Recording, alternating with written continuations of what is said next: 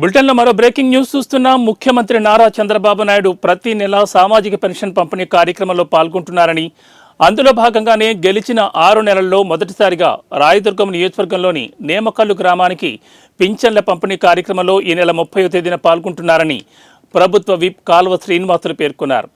బొమ్మనహాల్ మండలంలోని నేమకల్లు గ్రామంలో సీఎం చంద్రబాబు పర్యటన ప్రదేశాన్ని జిల్లా కలెక్టర్ వినోద్ కుమార్, ప్రభుత్వ విప్ కాల్వ శ్రీనివాసులు పరిశీలించారు.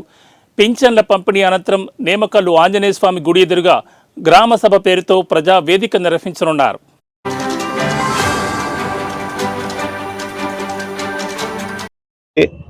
గౌరవనీయులు నారా చంద్రబాబు నాయుడు గారు ఈ నెల 30వ తేదీ శనివారం బొమ్మనహాల్ మండలం నేమకల్ల గ్రామంలో పర్యటించబోతా ఉన్నారు.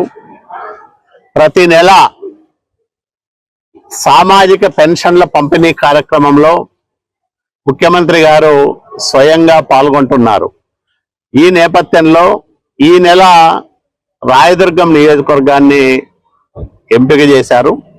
ఆయన స్వయంగా వచ్చి ఒక 2-3 లబ్ధిదారులకు పెన్షన్లు పంచి వాళ్ళ సాధక బాధకాలు తెలుసుకొని ఈ ప్రభుత్వం నుంచి ఇంకా ప్రజలు ఏం ఆశిస్తున్నారో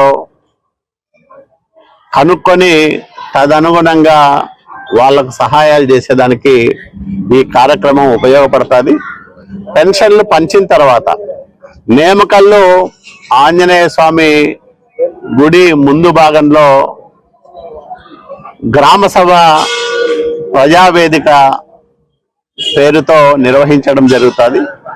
గ్రామ సభలో కేవలం ఈ గ్రామానికి సంబంధించిన ప్రజలు, గ్రామ పెద్దలు మాత్రమే ఉంటారు.